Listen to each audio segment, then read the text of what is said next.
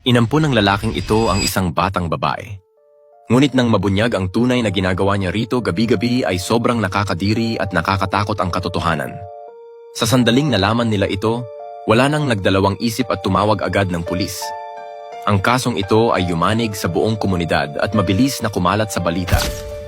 Si Marcos, 43 taong gulang, ay nagpakilalang isang tagapagligtas. Ipinagmamalaki niyang inampun niya ang batang ayaw daw tanggapin ng iba dahil sa kondisyon nito. 6 na taong gulang pa lamang ang bata, tahimik, bihirang magsalita, umiiwas sa ibang matatanda at sobrang nakakapit kay Marcos sa paraang hindi komportable para sa mga nakakakita. Sa araw, perpekto ang imahe ni Marcos. Palaging nakangiti, puno ang social media ng mga post tungkol sa malasakit, tamang pagpapalaki at disiplina. Para sa marami, isa siyang huwarang ama. Pero pagdating ng gabi, nag-iiba ang lahat. Isinasara ang mga pinto. May mahigpit na mga tuntunin. Walang pwedeng sumuway. At tuwing umaga, ang bata ay laging mukhang pagod. Parang hindi natulog, parang may pinagdadaanan na hindi kayang ipaliwanag. Sa paaralan, unti-unting lumitaw ang mga babalang senyales. Biglang bumaba ang kanyang mga marka. Madalas siyang umiyak ng walang malinaw na dahilan.